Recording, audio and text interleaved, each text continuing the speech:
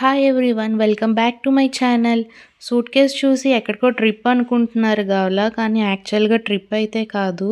ఈ వీడియోలో ఎండ్ వరకు చూడండి. డెన్మార్క్లో ఉంటే చాలా హ్యాపీగా ఉంటుంది, పీస్ఫుల్గా ఉంటుంది అనుకుంటారు, కానీ ఈరోజు మా రియల్ లైఫ్ కష్టాలు ఏంటనేది చూపిస్తున్నాను.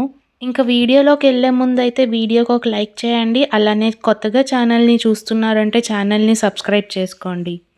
మన ఇండియాలో అయితే ఎప్పుడు పడితే అప్పుడు వాష్ చేసుకోవచ్చు బట్టలు ఇవన్నీను.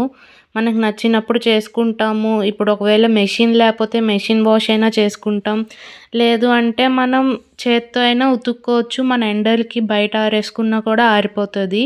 కానీ ఇక్కడ డెన్మార్క్లో రోజు వెదర్ ఒకేలా ఉండదు. ఒకరోజు వర్షం పడుతుంది, ఒకరోజు విండ్ ఉంటుంది, చాలా రేర్గా సన్ అనేది వస్తుంది. ఆ ఇంటెన్సిటీ కూడా చాలా తక్కువే ఉంటుంది, ఆ సన్ రేస్ ఒక్కొక్కసారి. ఇప్పుడు మేము వెళ్తుంది ఏంటంటే వాషింగ్ మెషిన్ అనమాట, బట్టలు లాండ్రీ వాష్ చేయడానికి.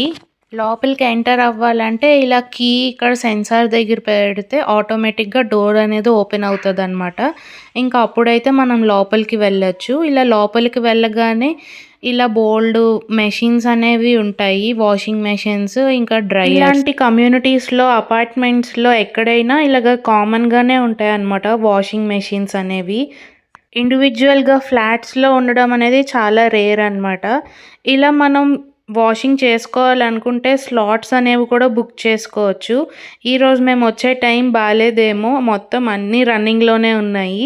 ఒకటి ఖాళీ అయ్యాక ఇంకోటి వేసుకోవాలి. ఇక్కడ మళ్ళీ మెషిన్ ఖాళీగా ఉన్నది కదా అనేసి మనం డైరెక్ట్గా బట్టలు వేసుకోవడానికి అవ్వదు. ఇక్కడ కనిపిస్తున్న స్క్రీన్లో అయితే మనము ఆ మెషిన్ని సెలెక్ట్ చేసుకొని సో అండ్ సో ఫ్లాట్ నుంచి వచ్చాము ఇలా అనేసి మనం సెలెక్ట్ చేసుకోవాలన్నమాట. అప్పుడు మంత్లీ ఛార్జెస్గా అవేమో పడతాయి అన్నమాట. మాకైతే మేమున్న కమ్యూనిటీలో అయితే మాకు ఒక మెషిన్కి వాష్కి 15 క్రోన్స్ అవుతుంది. ఇదైతే మాకు స్టార్టింగ్లో అస్సలు అర్థమయ్యేది కాదు, మొత్తం డేనిష్లోనే ఉండేది.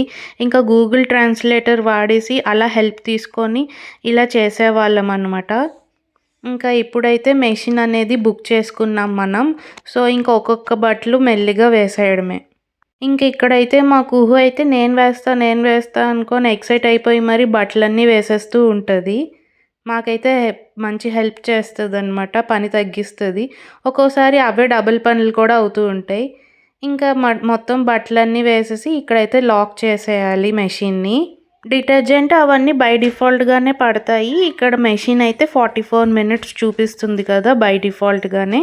ఇంకా అదైతే మనం లాక్ చేసి స్టార్ట్ నొక్కేస్తే మెషిన్ అనేది స్టార్ట్ అయిపోతుంది అనమాట. ఇంకా మెషిన్ స్టార్ట్ అయ్యాక మనకైతే 40 మినిట్స్ అలా టైం పడుతుంది. వీలైతే ఇక్కడ ఉండొచ్చు, లేకపోతే ఇంటికి వెళ్ళిపోయి మళ్ళీ రావచ్చు అనమాట. మళ్ళీ మెషిన్లో వాషింగ్ అంతా అయిపోయాక మళ్ళీ మనం డ్రయర్ని సెలెక్ట్ చేసుకోవాలి. డ్రయర్ సెలెక్ట్ చేసుకొని వాషింగ్ మెషిన్లో ఉన్న బట్టలన్నీ తీసి మళ్ళీ డ్రయర్లో వేయాలి. డ్రయర్కి అయితే ఒక 60 క్రోన్స్ వరకు పడుతుంది మనకి. వాడిన డ్రయర్ ఇంకా వాషింగ్ మెషిన్ అయితే మనమే క్లీన్ చేయాలి. టిష్యూస్తో లోపల మొత్తం క్లీన్ చేసేసి నీట్గా ఉంచాలన్నమాట. ఇంకా అది మా లాండ్రీ కష్టాలు. అబ్రాడ్లో ఉండే వాళ్ళకైతే ఇది కామనే. ఇంకా వీడియో కానీ నచ్చితే లైక్ చేయండి, అలానే ఛానల్ని సబ్స్క్రైబ్ చేసుకోండి.